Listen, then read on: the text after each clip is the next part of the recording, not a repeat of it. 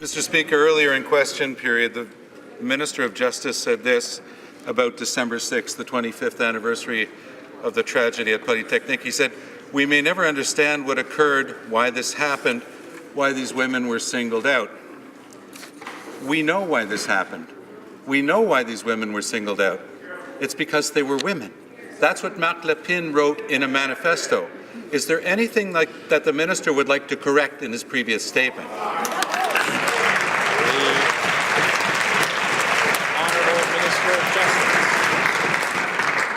Of course they were singled out because they were women, Mr. Speaker. That was exactly the point of expressing misunderstanding among anyone out there that would possibly suggest that women and girls should ever be targeted, should ever be subject to violence, Mr. Speaker. That is the emphasis. We want to bring people together around stopping, putting every effort into avoiding violence, anything that would ever put women and girls at risk. To try to make this a partisan issue on such a day, Mr. Speaker, is deeply disappointing from the minister, from the member.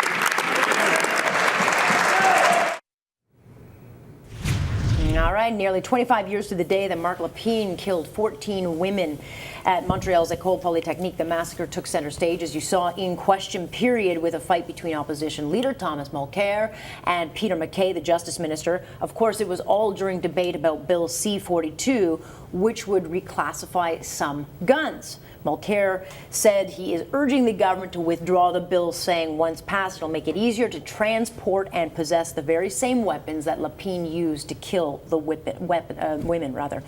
John Downs and Ryan Doyle joining me now to talk about an issue that clearly, I mean, when it comes to gun control, it's still such a divisive issue in this country.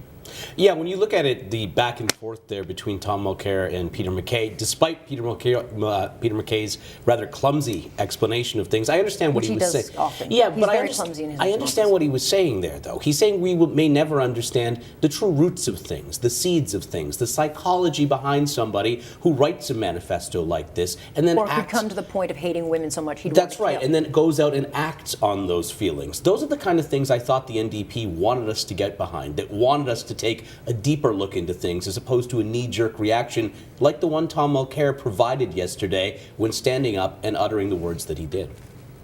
I was disgusted by Thomas Mulcair, actually. I thought Really? that, oh yeah, absolutely. That day still, I was young. I was in grade 6, I think. But it's a story that each of us has covered every single day of our career. Exactly. I mean, and I grew up in Montreal. I remember that day. I remember the snow on the ground that you see in the videos going back to that day. And my mom explained to me what had happened. It was just a very surreal, bizarre day. And we know why Marc Lépine did this, because he was a loser. I mean, he didn't feel like he got proper treatment from women. It was very clear he never really respected women in the first place. So, you know, in terms of root causes, I don't think we have to go that deep, because Marc Lépine wasn't that deep a guy. So to try to score political points on the floor of the House of Commons on that day, to me, was absolutely disgusting. And so, but nonetheless, I mean, the opposition are politicizing this issue because they think that this is going to please their base.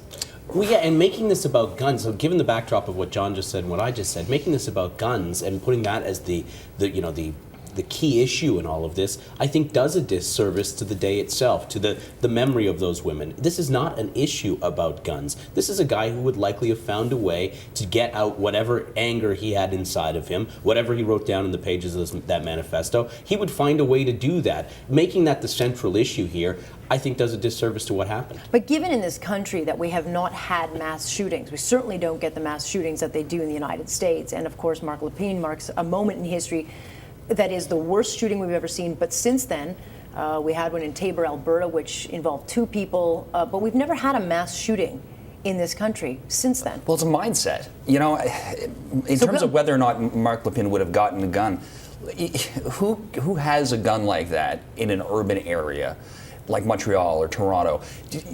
I remember, if you remember back to high school or middle school, it was always that stupid kid who brought a BB gun to school and was showing it off to his friends.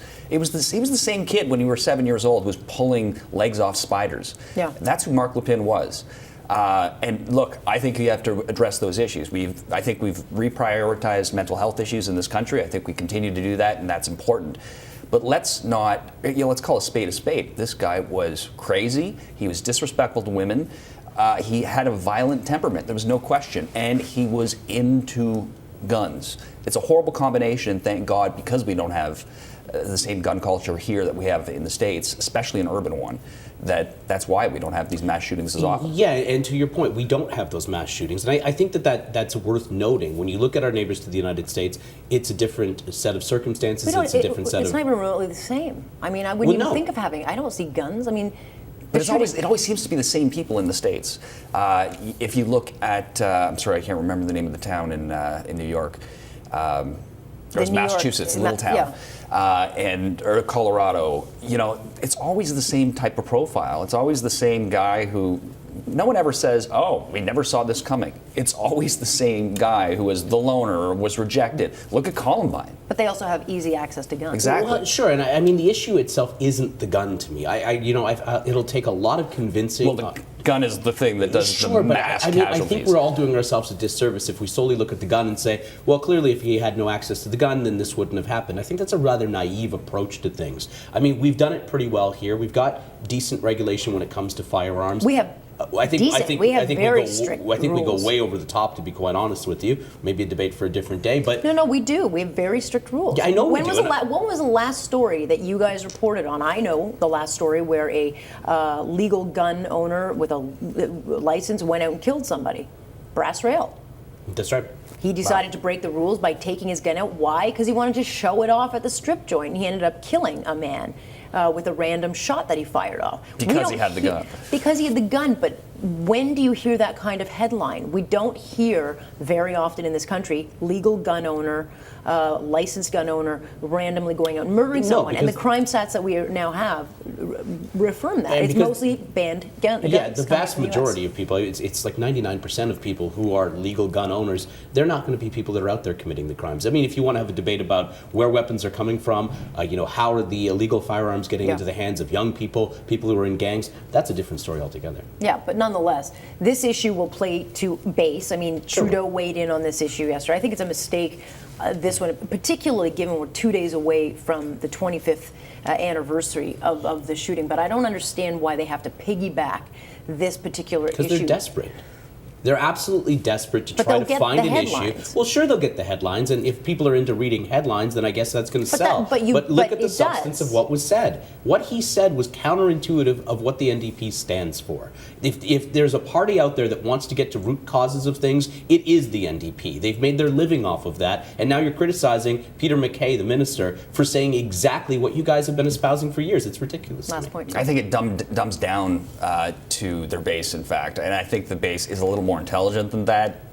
I'd like to think they are, because those comments, that attack was kind of thoughtless, and I think a lot of people, I think we as the electorate in this country are better than that. I think we've been demanding and sending that message a lot more recently. All right, we'll leave it there.